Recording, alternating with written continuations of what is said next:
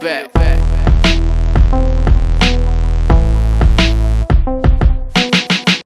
What's going on, guys? My name is xFREEEDO, also known as the self-proclaimed king of the OCC, the online codcaster.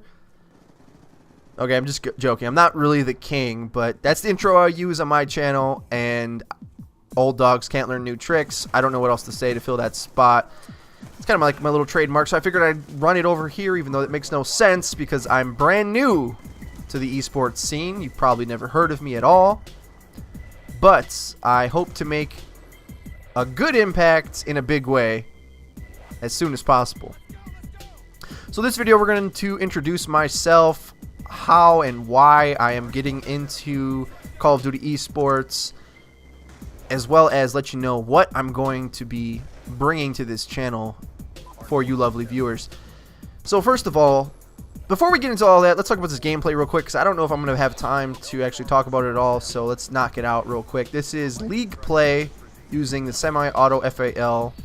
Really good setup, actually. A lot of people love using the full auto, but now that they nerfed it, I started to just go back to semi-auto. And if you have a trigger finger as well as a scuff controller, put both those together, it actually has the ability to shoot faster and more accurately than the full auto FAL. So just a thought, it's an amazing slaying weapon.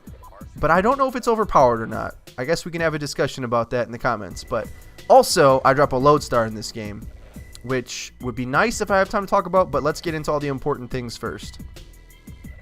Who am I? Well, I've been on YouTube a year now, just about. I think it's like a month away for my 1-year anniversary. I've gained about 2,000 subscribers on my channel, which I'm proud of. It's been a struggle. It's a struggle for everybody. And I've always wanted to get into esports. I've just never had the outlet to do so. So I was able to network with some people who got me in touch with Holiday Doc. I don't know if he wants credit or not, but it was Redneck, if that matters to anybody. Shout out to Redneck. Oh my god, people. I wish I could do his voice better, but Redneck got me in touch with Holiday Doc because I've been trying to shoutcast, put it on my channel. It's just I don't have a viewership for it, nor do I have a name in the community. So it's hard to make an impact in the community when nobody knows who you are. Why I got into it is because I have a broadcasting degree, so I'm into the whole idea of, you know, broadcasting, which means a lot of things. I don't have time to explain what all that means now. It's pretty much everything in news, TV, radio, creative content, sports broadcasting, all that kind of stuff is the type of things I learned how to do, at least attempt to learn how to do. And instead of getting into that field, I really want to get into this one. I want to get into esports as much as I can. I'm a big fan of other esport games as well, particularly StarCraft 2. I know the most about. I probably could jump in and codcast. Listen to me. I probably could jump in and shoutcast a StarCraft 2 game right now because I know so much about that game, and it's the high standard I bring to Call of Duty esports. And of course, like, the league system was basically adapted from StarCraft 2, things like that. I'm getting into League of Legends now as well because you cannot deny the nature of League of Legends.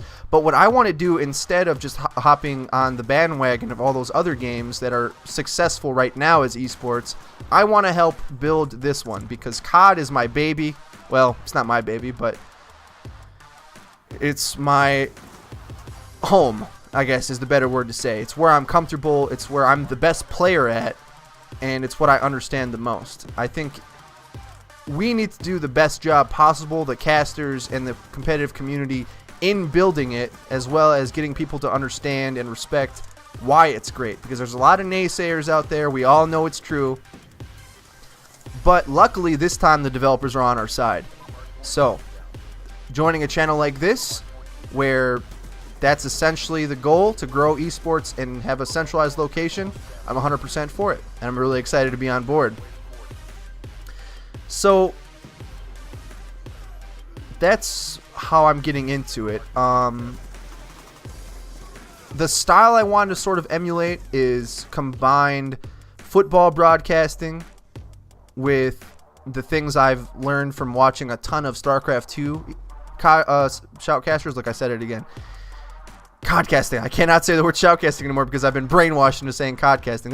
It doesn't matter. I can say either one. Doesn't matter. You know what I mean. And what I bring to the table is an analytic point of view, because I meticulously look at these games and the best case scenario, the best decisions to make, how to play the game as competitively as possible. I think I'm a pretty good coach as well, if I really had the opportunity to coach, because a lot of my friends and people I meet, I love the opportunity to teach people, A, to respect the game, but B, how to become better players themselves, which is really what we're all trying to do. That's the style of codcasting that I want to bring. But also, the type of content that I'm specifically going to bring to this channel is a series that I'm still working on the name. Either I'm going to call it Big Plays, or I might call it Film with Freedo. And basically what that's going to be is just like I remember breaking down film when I played football. We're going to break down some pro level film. It potentially could be from viewers as well. I just kind of had that idea pop in my head, but pretty much break down competitive film and look at mistakes and wins and reasons why and how to combat certain situations. Also, obviously as well, I'm going to be trying to get as much shoutcasting content on here as possible. Pretty much, it's all dependent on how much gameplay I have access to, because I'm willing to just shoutcast for days. For days, son. Other than that, looks like I'm out of time. Would have liked to talk about the Lodestar a little bit. Real quick, what I wanted to say was that I kind of missed the VSAT because I thought it was a fun thing to shoot for and an exciting element of drama that adds to the gameplay, especially when shoutcasting for the viewer. So I'd kind of like to see somehow the higher streaks implemented, especially the Lodestar, the VTOL warship, because that's something that the player has to use and it takes a little bit more skill to use, obviously, because you have to like thread the needle, especially on some of these Lodestar shots and things like that. I wouldn't mind seeing a rule that one player had to equip the Lodestar. Just saying, just for the sake of the viewership, but we can talk about that another time. My name is Freedo. I don't do outros.